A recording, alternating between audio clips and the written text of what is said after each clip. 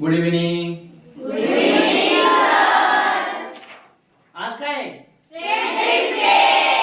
माहिती आहे तुम्हाला? फ्रेंडशिप डे आहे की नाही? आज फ्रेंडशिप डे, ऑगस्टचा पहिला रविवार, बरोबर. फ्रेंडशिप कशासाठी साजरी करतोय आपण? बरोबर. आपण आपल्या मित्राला काय करतोय आज? हॅपी फ्रेंडशिप डे म्हणून ग्रीटिंग पाठवतोय, आहे की नाही? म्हणजे काय की आपण आपल्या मित्राची किती काळजी करतोय, आपल्या मित्रावर किती प्रेम आहे हे दाखवण्यासाठी आपण काय करतो? फ्रेंडशिप डे साजरा करतोय. आपल्या मित्राला शुभेच्छा पाठवतोय, आहे की नाही? कुणी व्हॉट्सअपवर मेसेज पाठवतोय, कुणी ग्रीटिंग पाठवतोय. मित्र म्हणजे काय रे? मित्र म्हणजे सखा, सोबती, सहचर, म्हणजे आपल्या सोबत असणारा, बरोबर, जो आपला सहचर आहे त्याला आपण काय म्हणतोय? मित्र म्हणतोय. आणि मैत्री दिनाच्या आपण त्याला शुभेच्छा देत असतो, बरोबर. मित्र आपल्या सुखात आपल्या सोबत आहे, दुःखात आपल्या सोबत आहे. आपली मैत्रीण आपल्या सोबत आहे. अभ्यास करताना आपली मैत्रीण आपल्या सोबत आहे, आपला मित्र अभ्यास आपल्या सोबत आहे. गोंधळ घालताना आपला मित्र आपल्या सोबत आहे, आपली मैत्रीण आपल्या सोबत आहे की नाही? म्हणजे अभ्यास पण सोबत करतोय आणि गोंधळ पण सोबत घालतोय, याला म्हणायचं मैत्री. सरांनी मार्गात उठवलं, चला रे, कोण गोंधळ घालत होतं?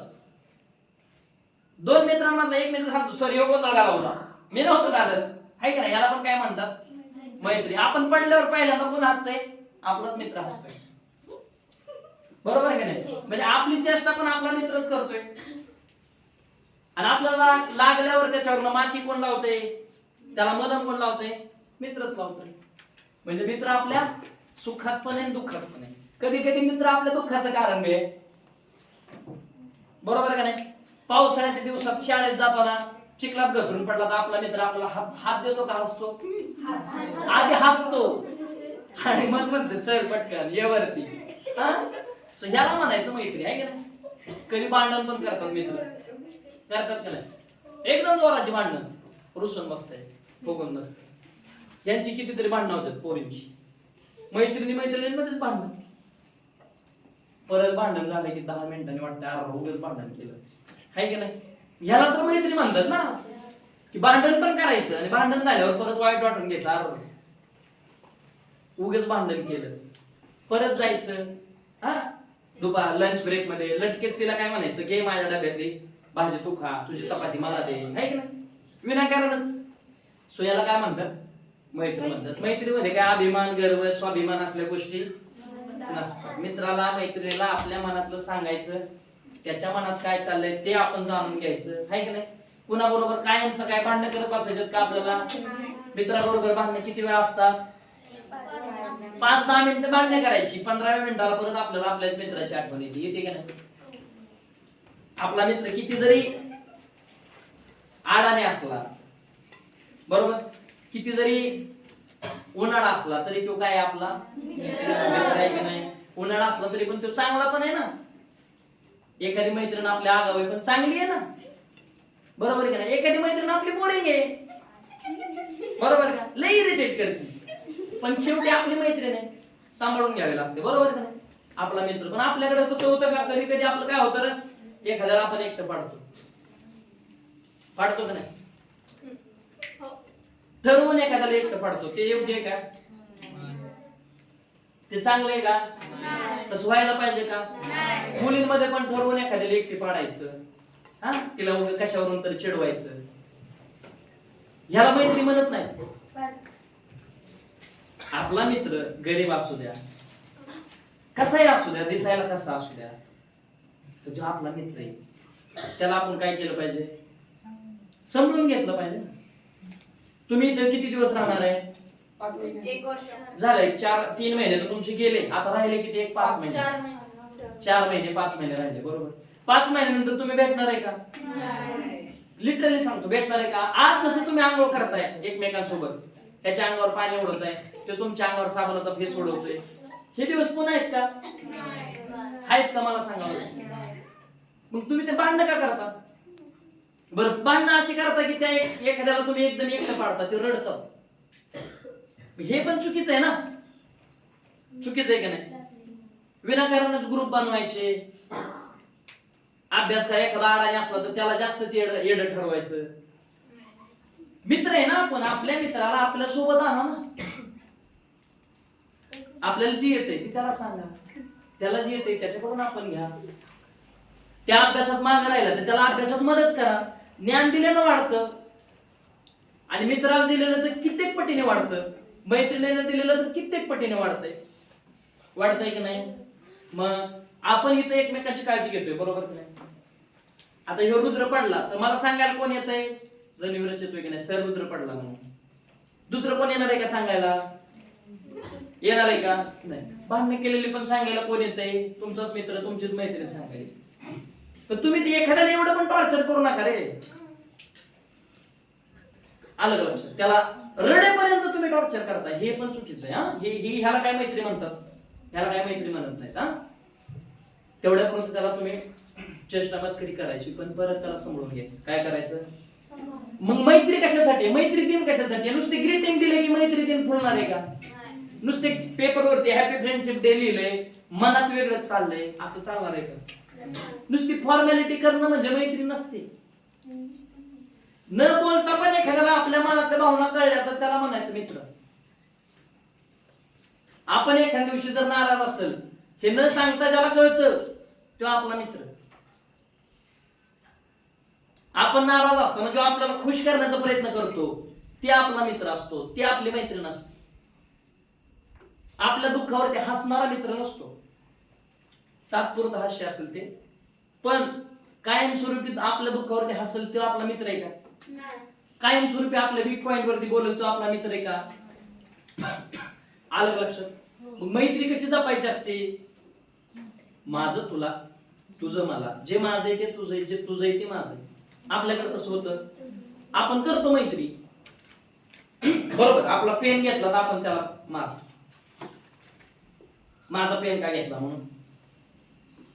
5 रुपयाचा पेन असतो, पण त्यासाठी आपण कायम त्याच्या लक्षात राहतो ना, अरे यानं मला 5 रुपयाच्या पेनसाठी मारलं होतं, बरोबर ना. 2 रुपयाच्या खोड रबर साठी माझी नीची भांडणं झाली होती. आयुष्यभर तुमच्या मनात राहतील ना त्या गोष्टी, राहतील का नाही. पेन केवढ्याचा आहे, 5 रुपयाचा. भांडणे केवढ्याची, आयुष्यभराची. तुमच्या मनात काय होतं त्याबद्दल, एखाद्याबद्दल तुमचं मत बनून जातं, अरे हा चोरट आहे की काय. असं नसतं, कोण चोरट नसतं. आलं लक्षात. तुम्ही त्याला समजून घ्यायचं, बाबा का घेतला पेन, त्याला नसेल लिहायला म्हणून घेतला असेल, किंवा तो तुम्हाला जवळचा मित्र मानत असेल, ती तुम्हाला जवळची मैत्रीण मानत असेल, तुमच्यावरती हक्क दाखवत असेल म्हणून घेतला असेल. तुम्हाला न विचारता तुमच्या वस्तू घेतल्या याचा अर्थ एक तर तो तुमचा चांगला मित्र आहे, किंवा तो तुमचा हक्क दाखवतोय तुमच्यावरती. ही तुमच्यासाठी चांगली गोष्ट आहे ना. उद्या तुमचा पेन संपला तर त्याच्याकडून घ्या, बरोबर का नाही. मग तिची कंप्लेंट करत येण्यापेक्षा, त्याची कंप्लेंट करत येण्यापेक्षा तुमच्यातले तुमच्यात समजून घ्या ना. आपला मित्र, एखादा मित्र टाइमपास जास्त करतोय, त्याला समजून सांगा, अरे टाइमपास करू नको, खूप झाला, आता अभ्यास कर, बरोबर ना. की त्याच्या कंप्लेंट्स करत बसा, ना की त्याला हसत बसा, ना की दुसऱ्यांना येऊन गोळा करा आणि बघा हे कसा झोपलाय, बघा हे कसा टाइमपास करतोय, किंवा बघा हा कसा येडेचाळे करतोय, असं सांगत बसा. असं करू एका लिमिट पर्यंत ठीक आहे, पण कायमची जर ती तुमची सवय बनून गेली तर त्याला मग तुम्ही मित्र.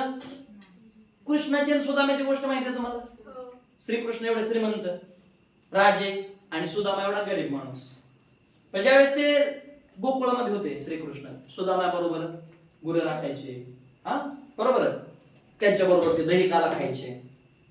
मोठे झाल्यानंतर कृष्ण राजे झाले, सुदामा गरीबच राहिला. पण गरीब मोठा श्रीकृष्ण मोठे झाले, राजे झाल्यानंतर मग सुदामाला एकदा आपल्या मित्राची आठवण आली. म्हटलं आपण जाऊ आपल्या मित्राला भेटायला. सुदामा एकदम गरीब, झोपडी राहिला, खायला काय नाही, काम केलं तर खायला मिळत संध्याकाळी, अशी अवस्था, एवढा गरीब. आणि कृष्ण एवढं श्रीमंत राजे, काय म्हणतो महालामध्ये राहणारे. सुदामा एकदा त्यांना भेटायला गेले. तुम्ही ते गाणं ऐकलं असेल, अरे द्वारपालो कन्हैया से कह दो, है की नाही, केदर पे सुदामा गरीब आ गया. मित्रांमध्ये मैत्रीमध्ये गरिबी श्रीमंती नसते, बरोबर.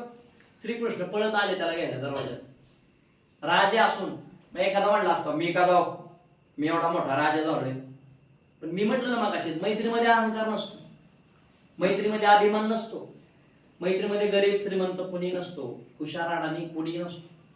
मैत्री कोणाबरोबर होईल हे आपण सांगू शकत नाही. आपली मैत्री व्हायची त्याच्यासोबतच होती, किंवा हुशार आहे म्हणून माझी मैत्री हुशारच बरोबर होईल असं नाही. कदाचित ती तुमची मैत्री कामापुरती असेल. आलं लक्षात? मैत्रीमध्ये जात धर्म रंग रूप काही न बघता जी होती तिला खरी मैत्री म्हणतात. श्रीकृष्ण आले, सुदामाला घेतलं आतमध्ये नेऊन सिंहासनापाशी बसवलं, आणि तिथं राजवाड्यामध्ये जे काही खायला मिळतं त्या मोठमोठे पंचपक्वान्न त्याला खायला. सुदामाच्या मनात विचार आला, अरे आपण तर घरनं ओले पोहे घेऊन आले, मित्राला भेट म्हणून काहीच नाही गरीब, पण मित्राला भेट म्हणून काय आणले त्यांनी? पोहे आणले होते. पोहे, हळद नाही मीठ नाही काय नाही, पोहे आणले. गरिबीच तेवढी ना. ती कशी काढायची याच्या समोर? एवढे पंचपक्वान्न याच्या समोर, एवढे लोक आहेत त्याच्याकडे काम करायला कृष्णाच्या घरी महालामध्ये, आणि आपले पोहे दाखवले तर आपल्याला हसतील, बरोबर. पण कृष्ण हुशार. कृष्ण म्हणले माझ्यासाठी काय आणलं रे तू? मित्र आहे ना माझा, मला खायला काय आणलं का नाही? ते लहानपणी खूप एकमेकांबरोबर खेळायचे, खायचे प्यायचे, एकमेकाच्या खांद्यावरती बसून ते मडक्यातलं लोणी वगैरे काढायचे. मग कृष्णच आहेत शेवटी. मग त्यांनी विचारलं माझ्यासाठी काय आणलं? त्यांनी लपवायचा प्रयत्न केला सुदामाने, पण कृष्णाने ओळखलं याला काहीतरी आणले. ते काढलं, बघितलं पोहे. कृष्णाने घेतले, समोर मांडले, खाली बसले, खायला सुरुवात केली. बाकीचे बघायला लागले, अरे एवढा मोठा राजा एवढ्या गरीब माणसा समोर बसतून त्याने आणलेले ते पोहे खातोय.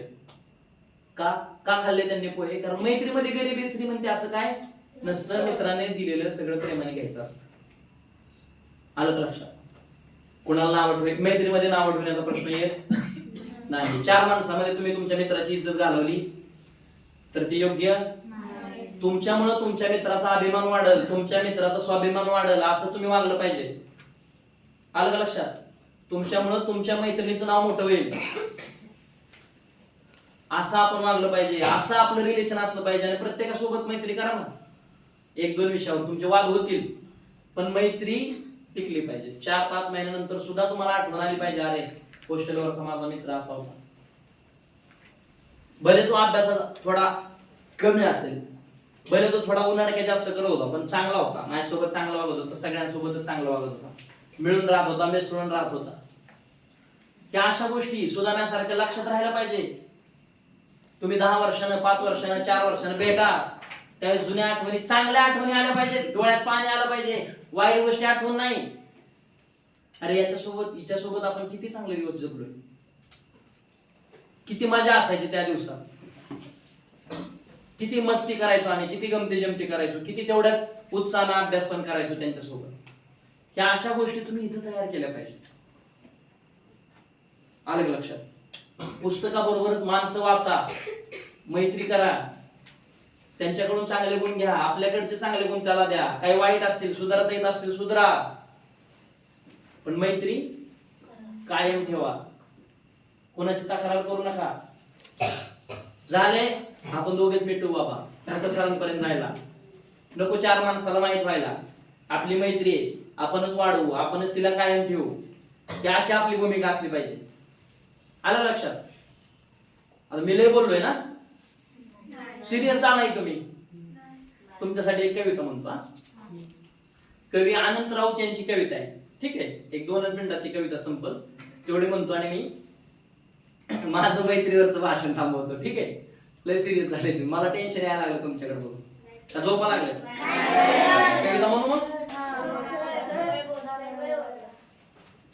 आवाज माझा जरा रफ आहे, हा समजून घ्या. चला, कविता मित्र वाणव्यामध्ये गारव्यासारखा अशी कविता आहे. हा तुम्ही ऐकली असेल किंवा आता पहिल्यांदा कुणी ऐकत असेल तर ऐका.